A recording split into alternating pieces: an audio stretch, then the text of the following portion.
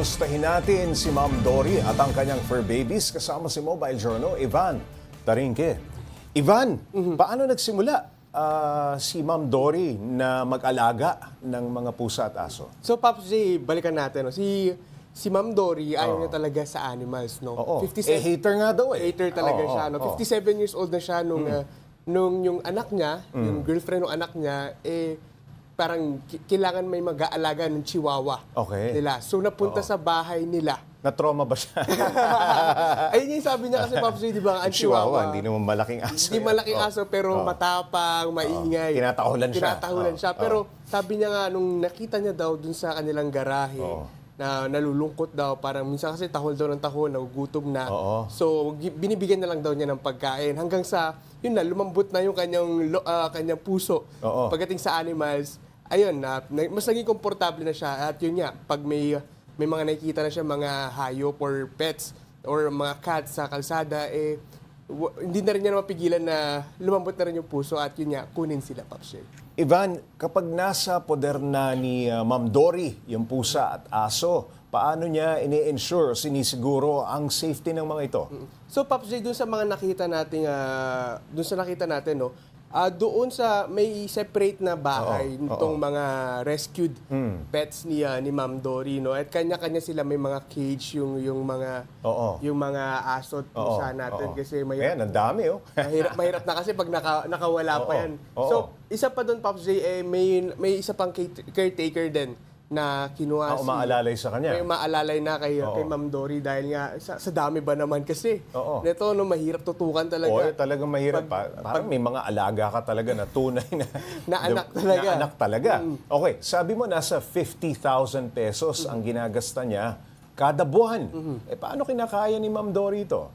So dati, Pops J, yun nga, isa nga to doon sa factor na kailangan niyang magbitaw or magpaalam doon sa ilang kanyang alaga dahil nga medyo malaki yung gastos sa maintenance. Ano ba yung pinakamalaking gastos sa pag-aalaga ng aso at pusa? So pinakamalaking, Pops J, talaga is pagkain. Pagkain, syempre. Pagkain talaga kasi daily niya pinapakain yung ilan. Yung nasa poder niya mahal na yung mga yan, ha? Ayun nga, Dog Pops food, J. cat food. Tapos meron pa din syempre may mga special treats siyang binibigay din kasi dun sa mga alaga niya, no.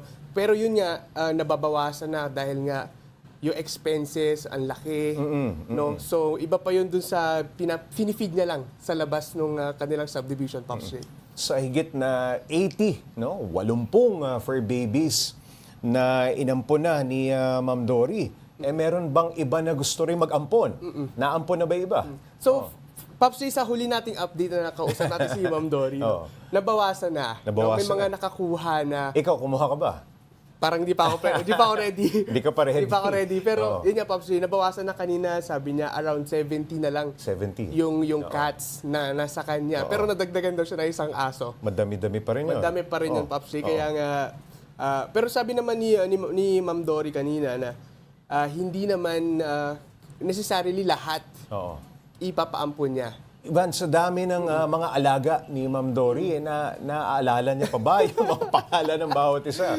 Isa yun doon sa Popsi na tricky question. No? So dami ba naman? Pero actually, Popsi, kasi emotionally connected na si Ma'am Dory. No? Isa nga doon sabi niya sa pagkakamali niya is binigyan niya ng mga pangalan yung mga kanyang paano? Si Puti, si Pula, si Brownie, si Blackie. Ganun, Popsi. So medyo mas nahihirapan na siyang kasi may attachment na Nabigyan niya ng pangalan. Ano mga pangalan? Curious lang ako. Meron, Popsi, may Sparkles, yung isa Sparkles. So doon na yun yung sa kanilang logo, meron siyang hawak na cat, yun talaga yung parang main baby niya doon.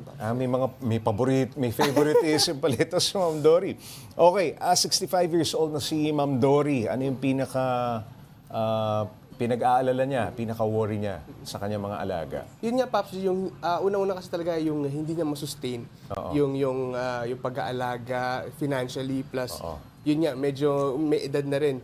Itong si Ma'am Dory, kwento niya sa akin kanina, sumasakit na daw yung katawan niya minsan, no? So hindi daw siya regularly nakakapagtrabaho.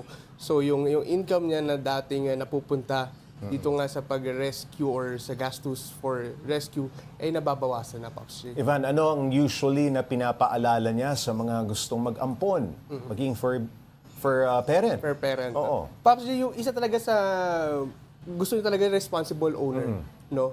Bukod doon, sabi niya, sana may sariling bahay. Oo. Kasi mahirap daw usually pag iniiwan-iwan eh. No, pag palipat-lipat ng bahay, yung iba daw kasi may chance na iiwan lang yung Napapabayaan. yung alaga, napapabayaan, no, Pops J. So yun yung ilan doon sa kanilang main na Concern. criteria, Oo. no, para makapag-adapt sa kanila, Pops J. Pero yun nga, gusto lang talaga nila is Responsibility talaga, responsibility. commitment talaga. Naalagaan mo yung aso o pusa man. No? Yun talaga, Pops J, no?